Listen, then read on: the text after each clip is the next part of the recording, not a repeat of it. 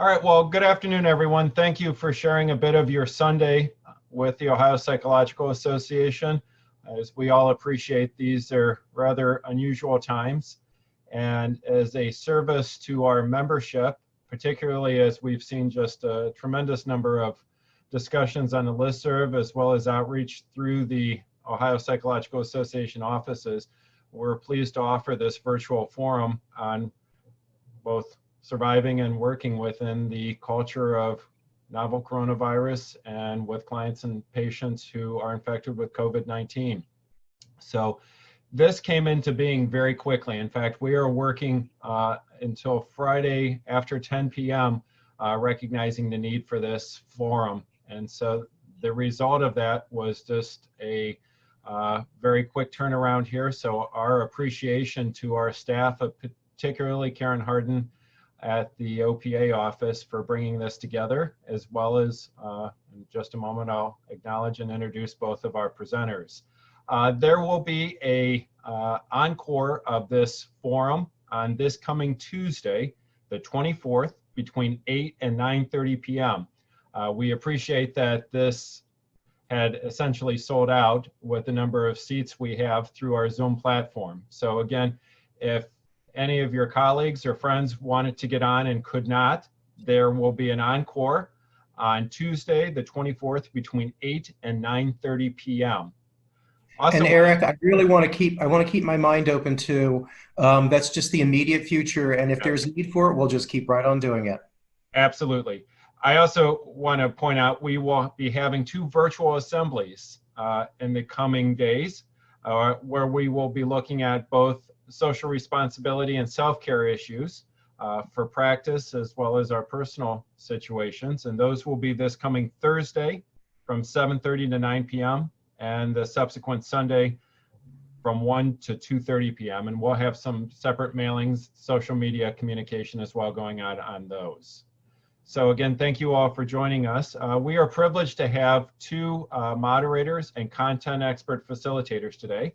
The first is Dr. Matt Capezzuto. Am I? Absolutely, yep. Thank you, Matt.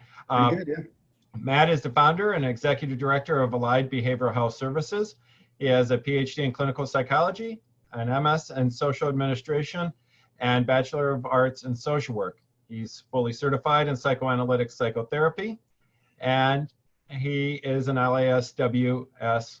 He treats older children, adolescents, adults, couples, and families, as well as has considerable experience treating mood and anxiety disorders, chronic pain, substance use disorders, disruptive behavior, and personality disorders. He conducts forensic pre-employment screening and pre-surgical evaluation, and he's a member of the National Association of Social Workers, as well as the NASW Ohio chapter, APA, OPA, and the Society for Police and Criminal Psychology. So Matt, thank you very much for joining us today. I do have to point out selfishly, my wife is also an MSAS grad. And oh, yeah. She many years ago for me. I acknowledge that you're among some friends there. Yep. And then also would like to welcome Dr. Jim Broyles. Dr. Jim Broyles has been a psychologist in private practice since 1990. He received his doctorate from the Ohio State University and is the past president of OPA. Currently, he is the Director of Professional Affairs for OPA, as well as a member of several committees. He specializes in working with children, families, and individuals on a variety of issues, from depression, anxiety, couples, relationship issues, family conflict, and parenting challenges, and divorce issues. He specializes in practicing hypnotherapy, and we appreciate that's a tool used for helping individuals release past trauma, moving past longstanding negative patterns, and overcoming negative habits. Jim is also, in his role as the Director of Professional Affairs, someone who very much brought this into being, recognizing the need. So thank you, Jim, for your recognition and also promoting to have this forum as well as Tuesdays occur. And then, as we said, certainly if there is continued need or as situations change, as we appreciate that things are changing sometimes by the hour, we can certainly bring these into being. One final point. If you are not speaking just because of ambient noises, please do make sure you're muted. And I think Michael had muted everyone across the board. To mute yourself, you can either select, if you're on the software, the microphone, or you can hit Alt A or Shift Command A, depending if you're a PC or Apple user. So the microphone or Alt A or Shift Command A will mute yourself, and that'll keep the ambient noises, feedback to a minimum. If you're on the telephone and not on the Zoom platform, you can use the mute button on your phone or *6. So with that, I'd like to turn it over to Dr. Broyles and Dr. Capezzuto, and thank you very much. Thanks. I'm going to talk for a little bit and then just kind of give you some overview information, and then I want to leave lots of time for questions. That was my whole idea behind doing this, is that I just know that there's a lot of kind of nitty-gritty details with the concerns that we're having right now, and I want to give you all time to be able to ask your questions. When the time comes to ask your question, don't forget to unmute yourself, or else we're not going to be able to hear you. If you're on with the software for Zoom, then the mute button for most of us is in that lower left-hand corner of the screen. Eric, did you get my email about a couple of things that I wanted you to include in the handout? Yes, the link as well as the email address, and I had that on at the beginning, and then we'll also share that as well. And I'm asking. So that's available to them as a result of connecting with this, is that right? It should be, yes. So I just need to make sure that that goes out to our distribution list. And so I think Michael's giving us the thumbs up right now. Right. So you, as a part of this presentation, you'll get like a little handout. It has our bio information on it, and it also has a link to our webpage, our newly developed webpage for the pandemic resources, and that includes a link to my blog, which is including all the updates that I'm sending you. So for those of you who don't know, a main part of my job as staff of OPA is to help out more with insurance issues, and I do troubleshooting for all of you as members with any issues or concerns that you might have with the insurance companies. But then I also try to work directly with the insurance companies and advocating for you, and so that's positioned me right here in this role of trying to gather this information for you about the latest developments with insurance companies more specifically, and our laws and rules more broadly, to just try to give you an update about what's happening and what's going on right now. And so what I'm doing is I'm sending out regular updates, and they should be reaching you. I post them right on the listserv, or they're also being blasted out to all the licensed psychologists in Ohio. So I'm hoping you receive that. If you're not receiving that, you can link to the updates that I'm giving you right on the OPA website. And if you look at the link to our resource page, it will have a link on the resource page directly to my blog, which has all my updates on it.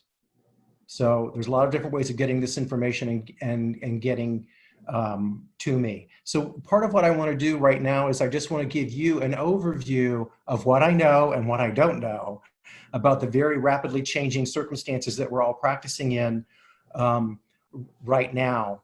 And then Matt's going to talk a little bit about some basics for providing teletherapy, telepsychology, because that is not an area that I really have had a good background in. And I really like the idea that Matt is here as our expert for helping maybe any specific questions that you have, all of that. But as quickly as I can, I'd like to go give you an overview of some of the things that are happening right now with our whole, practice landscape, with the laws and rules and regulations that are affecting us. I want to give the overview. I'll let Matt give an overview, and then we're going to give you time for questions. So if you got a question as I go through, just make sure that you note it, and then we'll come back to it later. So first thing to consider here, there's so many laws and regulations that are affecting us and how we practice, state level, federal level, and then regulations that are specific to the individual insurance companies, okay? And unfortunately, each one of those is affecting everything else. So when one little piece gets changed, it's affecting everything else. And part of the problem with all of that is no one really has definitive answers at this point. We have some very good ideas and good suggestions for you, but this is all unfolding so rapidly that it's hard to be able to give you just really definitive answers, and I know that's what psychologists want. They want to say, please tell me what I'm supposed to do and not do, and sometimes that can be very difficult to do. Now, having said that, I will say what I'm seeing among the lawmakers and the policymakers and our government and with the insurance companies, I'm seeing a real attitude of mutual support developing and a sort of overall attitude of adaptation and forgiveness, as long as there's a good faith effort for you to do the things that you need to do. That's just a general attitude that I'm seeing emerge right now. So I'm making my very best effort to learn and update everything as I go. So, you know, I'm trying to gather the information. I'm trying to vet it whenever I can. And then I'm going to, in turn, get it out to you as I move along. What I'm asking you to do is, if you are able to get good information, especially from one of the insurance companies that you work with, please send it to me. Please email it to me, and I'll do my very best job to vet the information and then pass it along to you in an as knowledgeable and a grounded way as I know how to do. I think that might be a better approach, especially with these laws and regulations, than maybe sending back and forth to each other. The only concern that I have with that is if lots of people are talking on the internet about laws and rules, and you know, there are a lot of information being exchanged among you, there's a much greater risk for misinformation to be perpetuated. So I'd like to try to be a clearinghouse if I can. So one thing for us to be aware of is that all the current laws, or all of the current rules from our psych board, remain in place. Nothing has changed, okay? And so right now they look at those rules as being as, you know, as the ones that we're all familiar with. However, many of those rules, including, you know, what qualifies a psychologist to provide telepsych services, or the mediums that we use with all of that, those are much broader at the psych board level than what we're seeing with the insurance company regulations. So they give us a lot more latitude for how we deliver those services than some of the insurance company regulations actually do. Another piece that is relevant for us is right now HIPAA law. So the Federal Office of Civil Rights and the Department of Health and Human Services enforce HIPAA, okay? And I'm going to read to you directly, for those of you who may not know, the most recent information that has come from those two agencies that they're trying to give us with direction when it comes to HIPAA. During the COVID-19 national emergency, which also constitute a nationwide public health emergency, covered health care providers subject to HIPAA rules may seek to communicate with patients and provide telehealth services through remote communication technologies. Some of these technologies and the manner in which they are used by HIPAA-covered healthcare providers may not fully comply with the requirements of HIPAA rules. OCR, the Office of Civil Rights, will exercise its enforcement discretion and will not impose penalties for non-compliance with the regulatory requirements under HIPAA.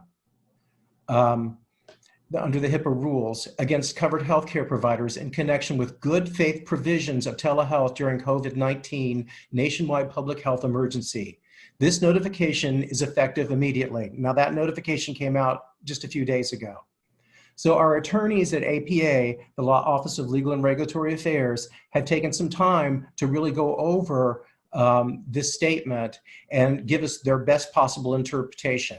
So the couple of things that they would like for you to know is, you know, first of all, HIPAA is not gone. HIPAA is still in effect.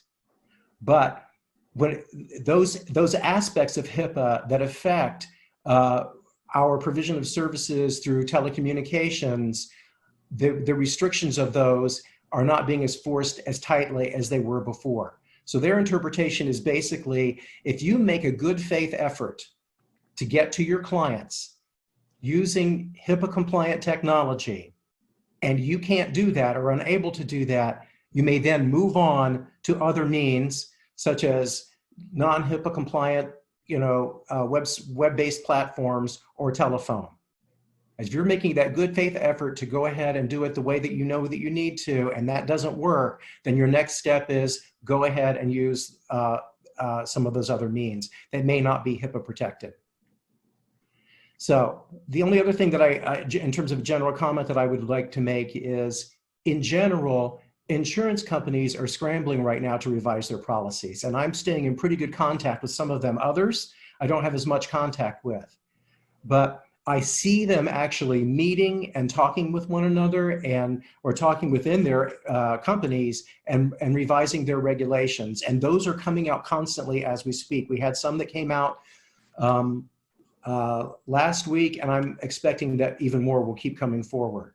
And as I am able to grab those policies and look at them, I'm giving you information as we go along.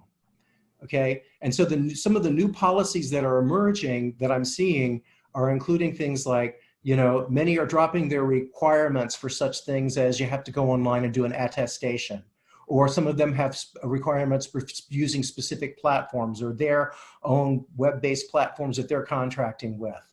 Now, and so some of them are dropping those kinds of requirements with their new policies. Some of them never had them, so they may not have had it to begin with. Some right now are allowing audio only, which means, so the idea is that, when you're connecting with clients, there are many insurance company regulations that actually require you to use a means of communication with them that include video plus audio. And so they're getting the idea that many people are going to be stranded and hard to reach if they stick with that requirement. So some of them are dropping that and permitting audio only, which means that you can call people on the phone or even conduct, sessions on the phone. Okay. The other important thing that we're looking very carefully at right now is looking at Medicare and what's going on with CMS. And so, with Medicare, we have for a long time had some very strict regulations that we've been advocating for when we go to DC and we're meeting with our members of Congress. Those regulations up until now have been that, only certain individuals, Medicare recipients, may receive teletherapy. And they are individuals who are designated in specific rural locations. And even then, they're required to go to their primary care physician's office to receive the therapy. They can't just do it in their home.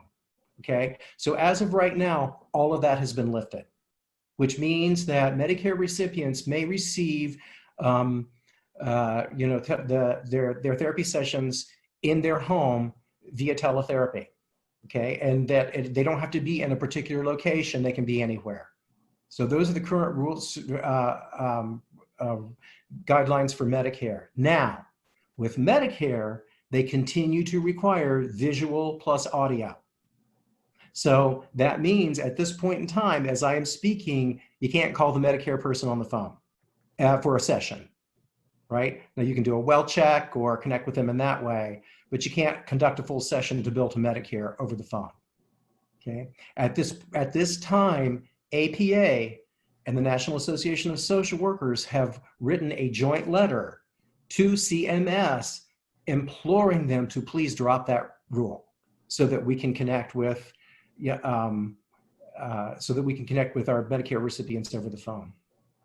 So that's just an overview. I have more information about specific insurance companies in my updates, and you can find that there. And then I can also answer questions about specific companies as I understand it as we move through all of this. So I'm going to turn the floor over to Matt, who wants to just give us a little bit of information about telepsychology.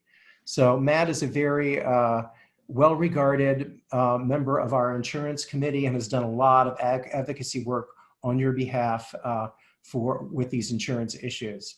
And one of my greatest accomplishments this year is I've learned how to spell sort of Capezzuto. So I feel proud of that. It's pronounced just like it's spelled, except for you would think it would have 2 P's, 1 Z, or that's two the problem P's, that I keep making. But yeah, basically, Jim, I just want to add a little bit to what you said. And I'm going to do this kind of in reverse order, at least now. If you are going to be providing telebehavioral health services, regardless of what means you use, you really have to get a consent form signed first. I'm sure that they're going to relax the rules a little bit with that, but it's not super complicated to do, whether you do it through secure email, if you have a patient portal with an EHR system you're using, or if you have to have them come in and sign it and just have minimal contact, or send it through the mail. It's crucial because you have to, you're still going to have to protect yourselves, and the client and you have to know what you're getting into. Just like Jim was saying, the licensing board rules still apply. So that's the one thing I would say, that if you're going to do this and embark on this new way of services, if you haven't been doing them, is get an informed consent signed. And APA and OPA have been sending around some good examples. You're probably not going to be able to have your attorney thoroughly vet them or whatever, but at least you'll have something to protect you. And I'm assuming, Jim, that the same kind of, not necessarily relaxed rules, but they'll understand if you're using good faith effort to continue care uninterrupted with your clients, that it'll suffice, at least for now. And then you can work on building your foundation in the future, which leads me to say that this is going to be probably a springboard for many of us who are not doing telehealth to be doing it into the future, adding that service, which is an outstanding service. You can expand who you see. You can be more available. You can serve underserved populations, meet with clients or patients who have transportation issues. I mean, the benefits are very broad and expansive, but you do have to have the foundation in place. A little correction to my bio is that I do more administration now than I do clinical clients. I still maintain the same population, but I'm more in an administrative role, and including with developing our teletherapy arm.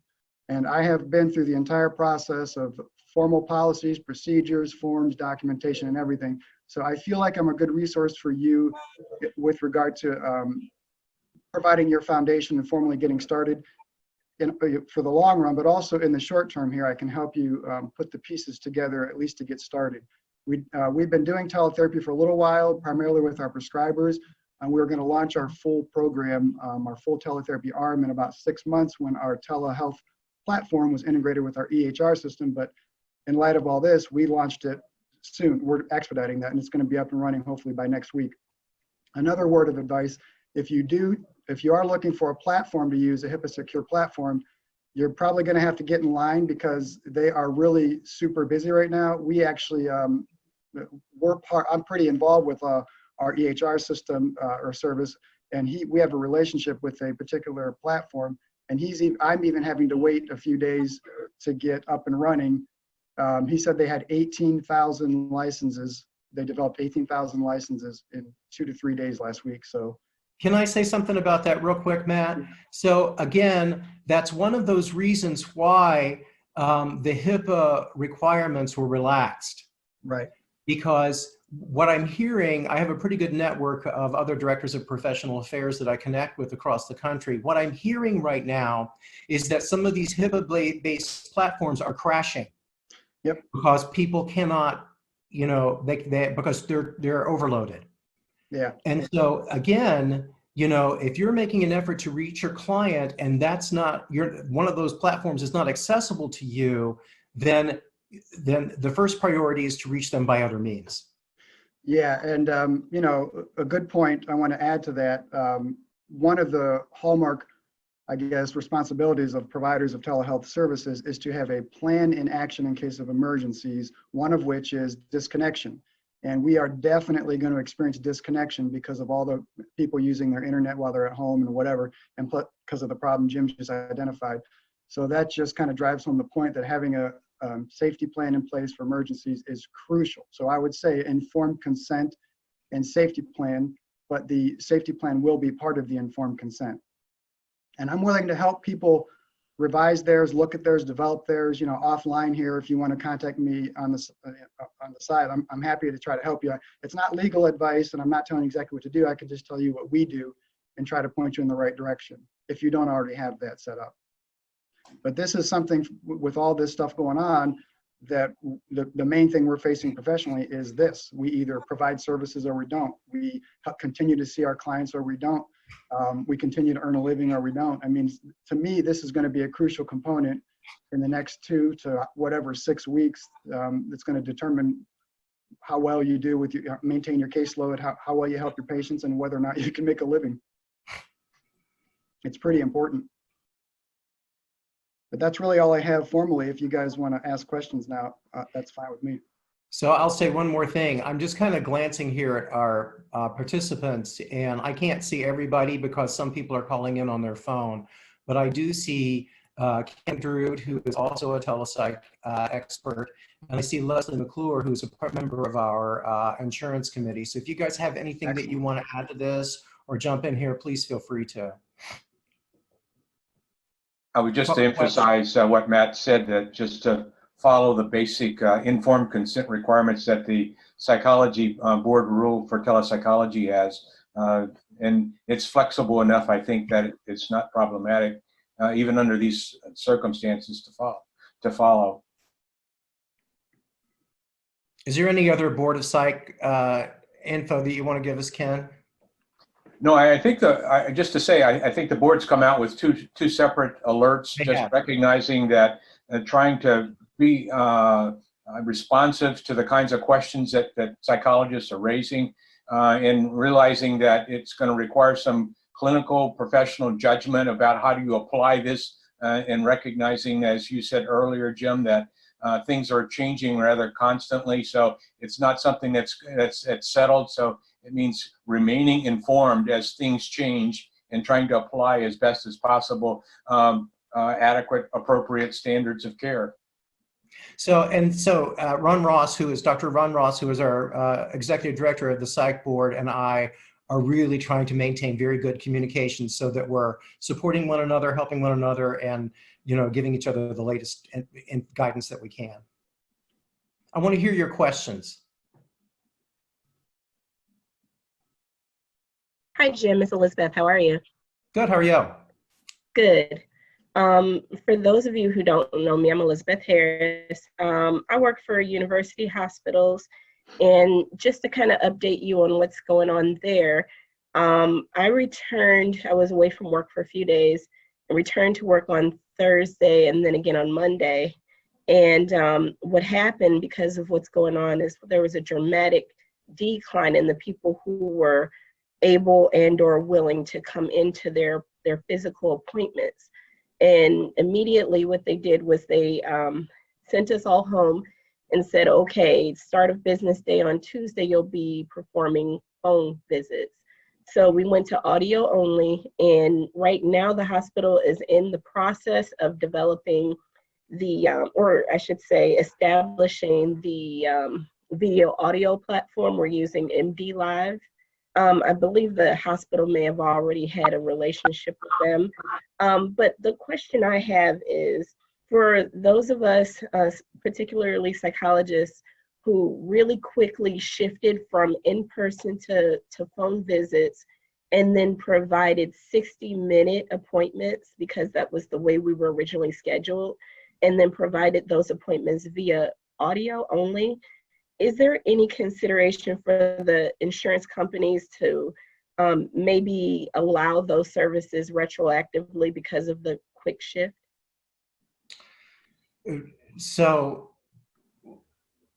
you're saying, when did you begin those services? Tuesday. On Tuesday? Tuesday. It depends on the company. Now, you're asking about telephone sessions? Yeah, so what I'm hearing is that right now the insurance companies are either requiring audio and video, or some, very few are allowing for audio as well. But as of the past week, we've all only provided audio because we haven't been able to shift to audio and video as of yet. So what you need to keep in mind is that some of the insurance companies at this point have no policy in place for audio only. Okay, so if you're just across the board, going to phone sessions, then legitimately they could say to you, hey, this was a telephone session and we don't permit that. Now, my real hope is that those companies that don't have policies in place will have a more forgiving attitude about all of that, or they're going to get a policy going pretty soon. Will they do it retroactively? I would hope. I couldn't guarantee. It's like one of these insurance company questions that I always get. It's like, who knows what they're going to do? It's like asking me a question about like what my cat is going to do. It's like, can be completely unpredictable. I can't think like them.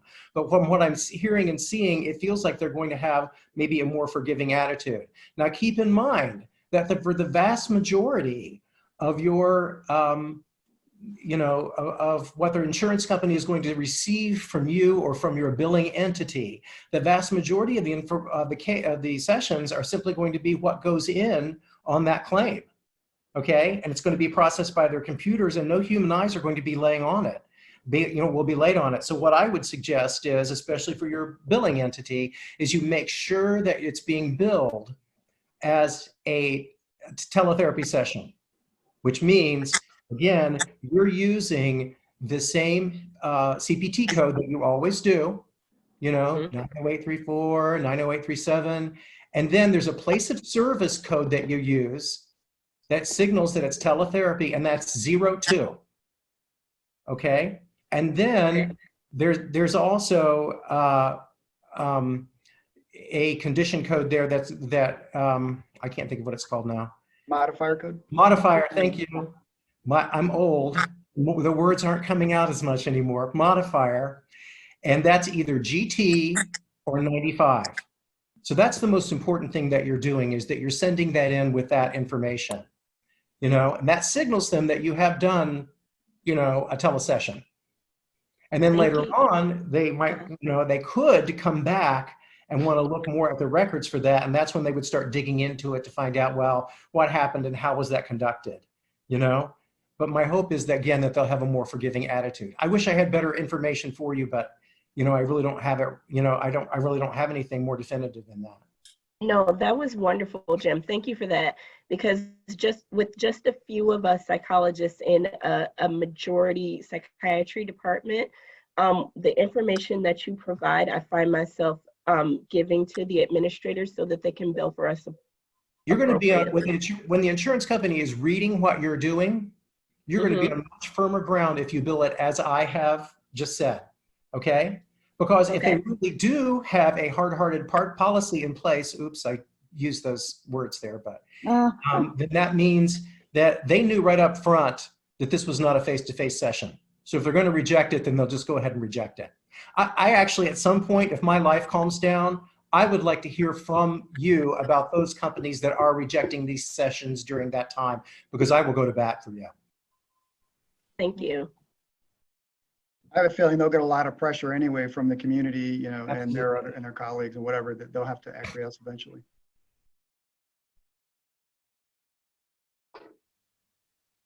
Other questions? Hi, Jim. This is Indira. Hi, Indira. Hi. So I have a question about practicing across state lines. So I have some students from Oberlin College who have gone back to Pennsylvania. And when I contacted the state board, they have quite a few things that I need to jump through, that I need to get criminal check, background check, fingerprinted. I need some statement from long-standing, good standing, so to speak. So there are quite a few things that cannot be, I don't think it's going to go through quickly. It's going to take some time. So I was just wondering whether OPA has any, or any state boards, could they not work with each other and somehow expedite it, especially under these circumstances? That's a really, really good question. And I've been hearing different versions of that question, so it gives me an opportunity to address it. First of all, that's one of the reasons why we have SIPAC in our legislature right now. If we were further along with that agreement, that compact, then this would not be an issue. Unfortunately, right now, legally, because Ohio has not passed that legislation, because we have not signed on to that, then that means that you are restricted to practicing in Ohio unless you have a license in another state, and then you're restricted to practicing in that state. Okay. Right. So the one thing that I will say is that I have been seeing, and maybe Michael can help me with this, I have been, and it might be on the state board website, I've been seeing more and more states passing emergency laws allowing folks to get emergency temporary licensure. And from hearing about that, it's a much easier thing to get so people are able to practice across state lines, under these kinds of circumstances. So what I would say, I know you're concerned about someone in Pennsylvania, and so I would say you want to make sure that you're continuing to check on that. Right. So I did check, and I did write back to them, and they said they could, approve me for a 6-month temporary permit, but I still have to get all these things documented, Right. go for fingerprint, go for criminal check, and all of those things. So what I'm saying is that their emergency procedure? That's what required for the 6-month temporary permit. Right. That's different. Okay. Now listen to what I'm saying. Okay. What I'm saying is that right now, many states are passing brand new procedures and laws as of last week, allowing people to get emergency temporary licensure. But that is according from state to state. And I don't know anything at all about Pennsylvania, but it wouldn't surprise me if they didn't come forward with that too. Okay. Okay. So you have to monitor that. Michael, do you know where where is that being listed? I think we have some of that information on our website.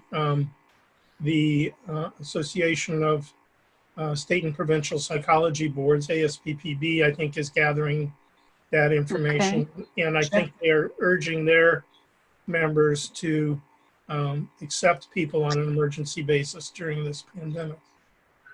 Check the Psych Board website too, the State Board of Psychology in Ohio, okay? They might be listing something too.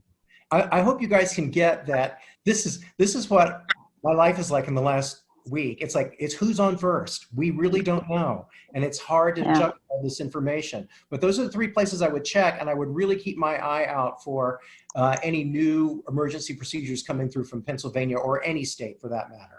And Jim, this is Eric. I just posted the ASPPB COVID-19 page in the chat. If you're not on the platform where you can get the chat messages, just Google ASPPB, and right on their homepage is a direct link to the coronavirus and COVID-19 resources across the state and provincial territorial psych boards. Okay, thank you. Other questions? I'm not sure how to jump in. Can you hear me? I can hear you, Phil. This is Phil Hester down in Cincinnati. And I actually kind of thought this was coming. So about 10 days ago, I set up a secure website encrypted with HIPAA compliant protocols. And last week I did almost all of my sessions online, except for 2 I did by phone call. I've had a pretty good experience with it. But in discussing all these technicalities, I tell you, the one principle I've kept in mind is, if we do something that's technically illegal, we still have to keep in mind the highest principles of welfare of the client. That's right. And if the alternative, do I violate this one law, a technicality, or do I abandon my client? You put those up in jail, it's pretty obvious which one you do. Right. I don't think they're going to send you to jail if you try to keep serving your clients during a crisis, even though technically you may not have gotten fingerprinted. Right. So that's been my principle. I've also, in the email I sent out to all my clients, I stated your insurance may or may not cover this, but if it does not cover it, I'll work out a reduced fee that's appropriate to your financial situation. Right. Just to relieve them of the worry. And I just also want to add that I'm very, very happy with the emails you've been sending out, giving us updates. I actually practice in Kentucky for the last 32 years. Live in Cincinnati. I have clients in both states, but luckily I'm licensed in both states. Mm-hmm. So that kind of covers me in terms of the licensing factor. So I'm really glad I kept up that license for the last 32 years, man. Wow. I'll tell you what, you've got a really good director of professional affairs in Kentucky too. And she and I are trying to stay in touch with each other to support one another, but she's a really helpful person too. Well, you'd be amazed how many elderly clients have iPads. Yeah, that's great. That's great.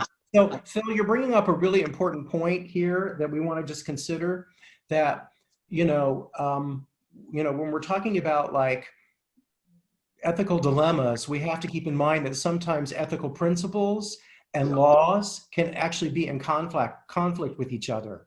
And that's why when the state board looks at any concerns that are raised about our practice, they're looking at it on an individual person-by-person basis. They don't just make blanket rules of this is what you should do. And so one of the things that we keep hearing from Ron Ross from the Ohio Board of Psychology again and again is that seeing to the well-being of your client is the highest principle. That is the highest principle. That is the highest principle. That should be the most important thing that you're doing. And if you're doing that, you're moving in a good direction. You're probably not going to, they'll probably just slap your hand. Yeah. Okay.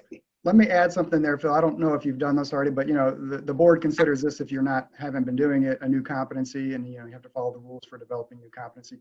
I would just, if you haven't done it already, take a few online courses on at least the basics and the ethical delivery of telehealth, and then you start accumulating those as you go along. Is there a specific requirement? Is there a specific quantitative requirement for getting competency? No, it's left up to you. But what I made our people do is. Now, I'm a little overboard. I made him do a 26-hour kind of educational certification program, but I would have been satisfied if they at least did the 12 hours. But that's me, because we have like an agency and I'm responsible for everyone. But if you do it individually, I'm sure like a 6-hour at least to get you started. And then as you continue to do this throughout the next several weeks, several months. Does it count that I watch a lot of television? It does not, no. Or if you talk online a lot to people. The Zur Institute has some pretty good ones for very, very reasonably priced. The what institute? Zur Institute, ZUR. They're very inexpensive and good. The Telebehavioral Health Institute is where I'm certified from. They actually they raised their prices, but then they lowered them in response to this. So they're 50% off now. They're very good.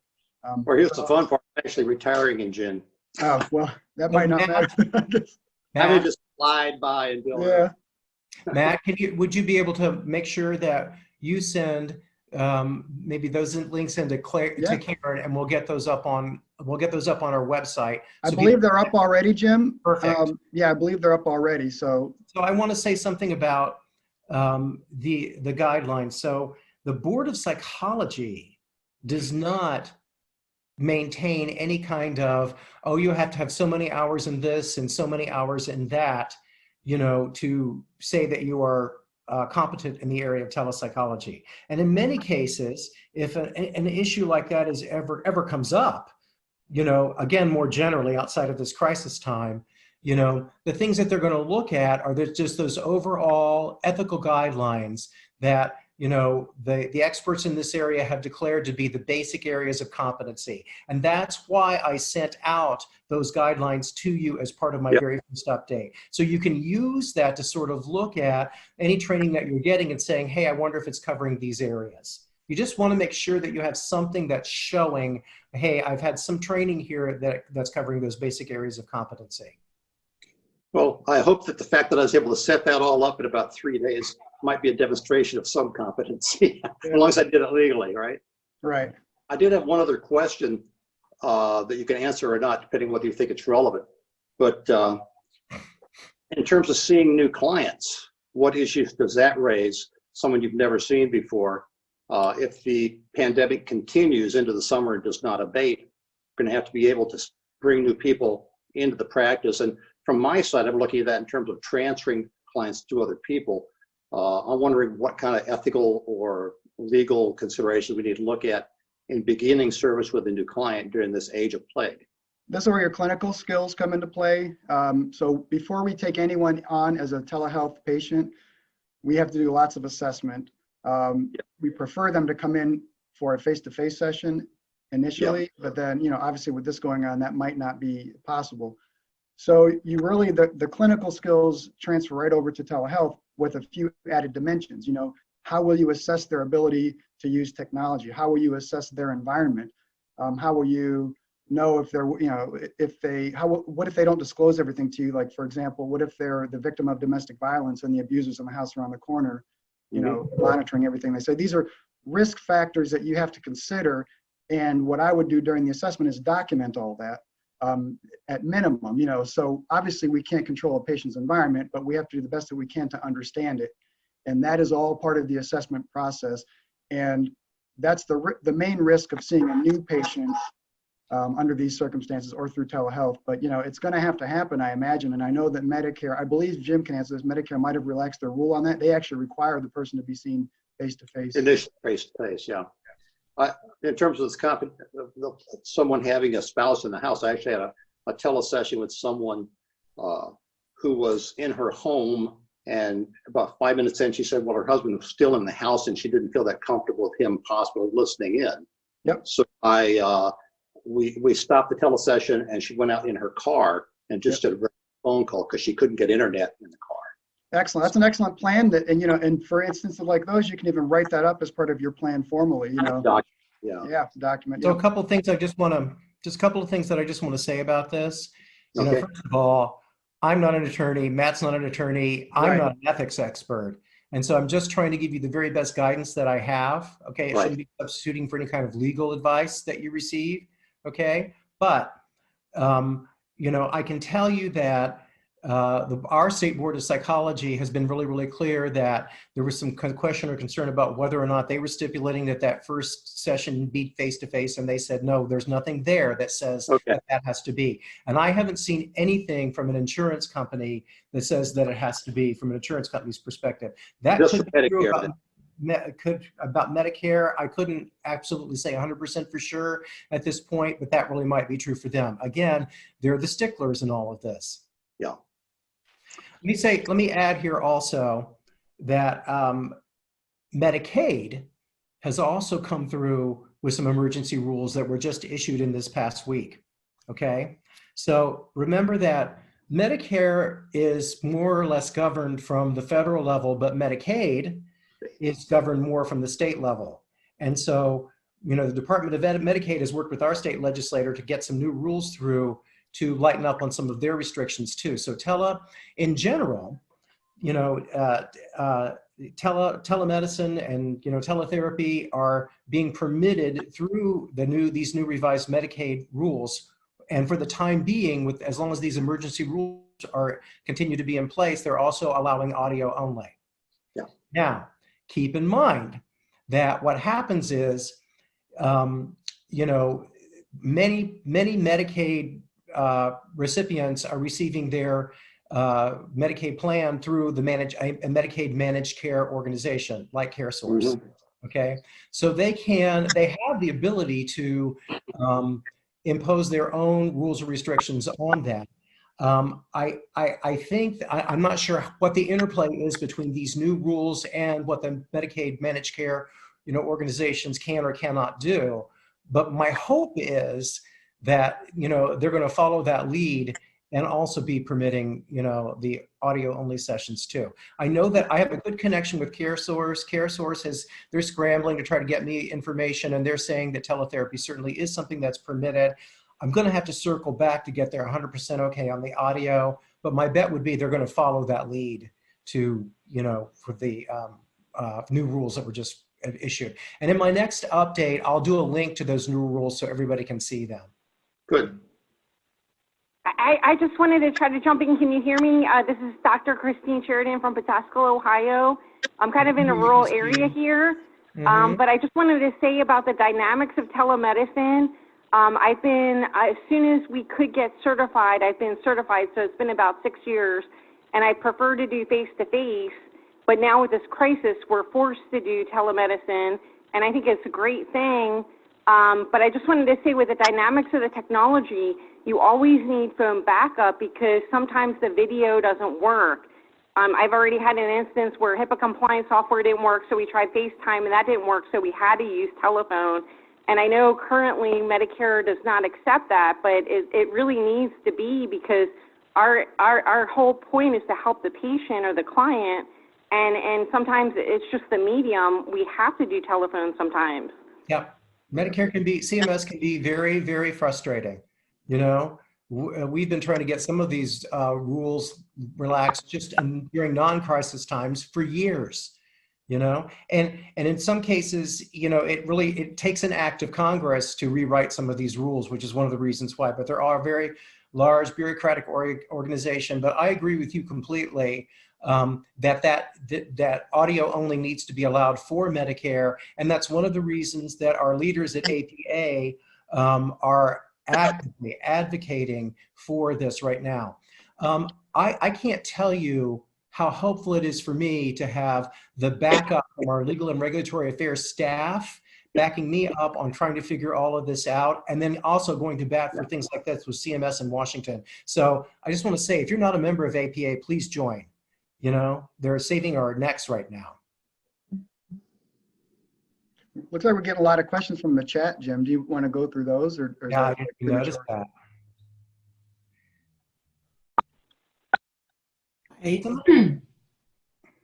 notice that. Hi, Marjorie. Oh, hi, Phil. Okay, you can hear me. A long time no see. Long time. I like the living room. Ken and Jill and everybody else. I've been holding sessions on the porch 6 feet away. And I've had 4 people this week who elected to sit on the porch because it's supposed to be safer outside, and I believe that. So BYOB has a whole new meaning, bring your own blanket. I wanted to ask, I've just thought about, I have a home-based practice, and I was thinking I have a really nice storm door, and if I used my cell phone and the client used their cell phone, that would be oh so much better, because I could just see them better and they could see me better. And does anyone have any thought about that? I had some clients that my office has a window. There's a parking lot right outside the window, like 6 feet away. I thought they could sit in cars and talk to me on their phone. I didn't have to do that though, because most people worked out with the smartphone. Yeah. Nursing homes apparently are promoting visits to your relatives through the window on cell phones. So it just seemed a lot better than the video really helped a lot, just being able to see the faces and see the attentional component. You're paying attention to each other. Yes. That's therapy right there. Margie, did you have a specific question about that?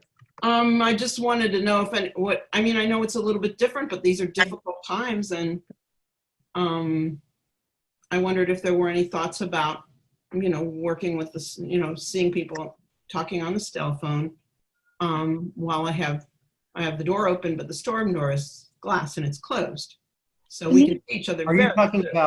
Are you asking a question about like having secure communication? Is that what you're asking about? Well, that is a problem, yes, but it's not very, I think that's informed consent. I wondered what people thought about doing that. You want just general comments on? Yeah, I was inviting comments from other practitioners. Wouldn't that be considered to be on site rather than telephone in a case like this? I would hope. That's my question. Why not on site? You're person to person, yeah. That's what I mean. Yeah, like as if you're in the office. Just look at the definition of, the psychotherapy codes, our actual CPT codes. That's a face-to-face counseling. Yeah, I would advise just not doing it in a rocking chair for the obvious reasons. Right. You don't want them to be off the rocker. That's a good one. Not really. Well, someone asked about TRICARE military codes. Oh boy. I think they're using 02 for place of service. And I apologize, I don't know there's a GT modifier, and I'm sorry, I don't have it with me right this moment. But if that person wants to email me, I can certainly give it to them. So again, those are not specific to TRICARE. That was Virginia. That was Virginia, by the way. Oh, okay. Hi, Virginia. Hi. Virginia used to be our head of the insurance committee, and is currently one of our VPs for OPA. So those are not specific to TRICARE. That's across the board in the whole industry. Oh, okay. Thank you. And so, when billing this, again, you would use the typical CPT code that you use, and then place of service on your claim form. There's a place for place of service. You use 02. What does 02 actually mean? Teletherapy. That's all it means. And That's all when it do means. you use GT versus 95? Which one? Hang on. So it's signaling the system to let them know that you're providing a teletherapy session. It's signaling their systems. And I'm looking through the questions over here, and there's a lot of questions here about the 95 versus GT. Yeah. Okay.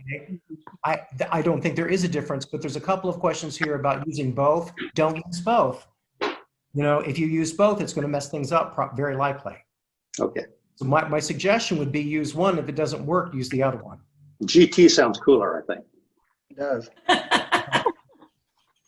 I can comment really quickly on the workers' comp question. Workers' comp has been allowing telehealth for a long time. They're pretty cutting edge. They've been ahead of the curve on this.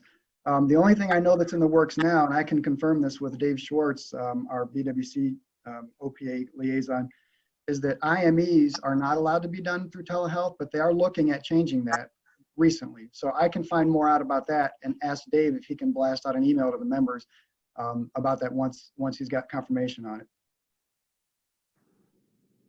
But, you know, they on their website, BWC has always just said, you know, if it's telehealth, use modifier 95. So I'm assuming the 02 would apply to. But I'm sure they'll, if you call them or email them, they'll answer that question. But yes, they are definitely, they always have, for many years, I think, have been allowing telehealth. And you would think with injured workers, it makes sense if someone has. There's a lot of people are having trouble right now being able to reach some of these entities on the phone. They're being bombarded right now, which is why I am doing my very best to provide forums like this and answering your questions when I can, because they truly are overloaded right now too. So there's a question here about what about TRICARE? How do I get listed as a telepsych provider? That I don't know. Does anyone here have TRICARE expertise? I think each insurance company, you know, they might have their own requirements, but I don't know if you have to necessarily become a provider or if it's a question of whether or not they approve the service. Right. So again, let me say this: if some of the companies, and TRICARE could be following this lead, some of the companies are simply saying, if you're a provider for us, then you can be a telepsych provider for us. There are others, like Optum, for example. They were saying you have to go to our website and you have to submit an attestation saying that you are competently trained, that you're taking the precautions, all of that. As of last week, they dropped that, which means that you can go ahead and bill without submitting that attestation. Again, you know, it's really important to do your very best faith to kind of move through and, you know, get the kind of training and background that you need to do that, but they're not requiring you to do that. I will go back, and I have a good connection with someone at APA who knows TRICARE. So I will make that a part of my list of things to do to see if I can get some more information about what TRICARE is allowing and not allowing. Thank you. Patients don't answer their phones. If I have their email address, do I need to send them a letter to get consent to contact them via email? You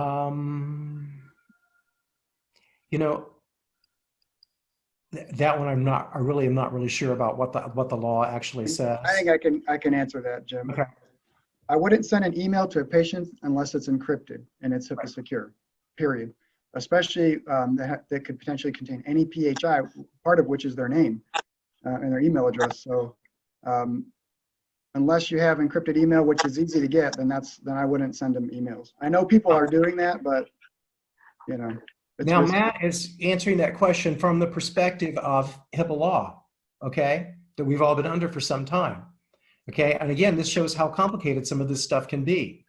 So, you know, under the current emergency procedures that we are being asked to follow, yes, you know, formerly, you know, encrypted email was required because it's a risk if you don't.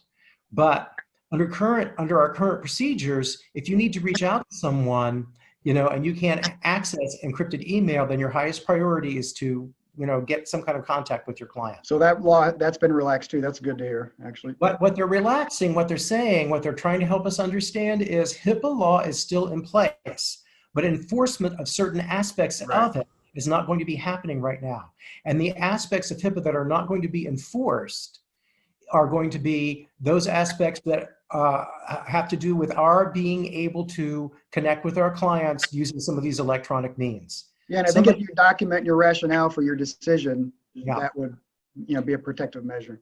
Somebody needs to give me an honorary law degree by the time all this is over with. Yeah. Any of you are This is Virginia. I have a similar question. So I'm using a HIPAA compliant teletherapy platform. It's secure video, and they have a way in which you can send the link to via email to the client. And my clients all have already signed a telepsychology informed consent on the initial intake. But one of the things that bothered me is that when they received the invitation for the session, then they can send back to my email a confirmation, and then it has the patient's name on it.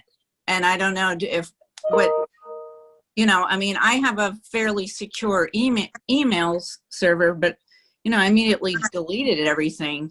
So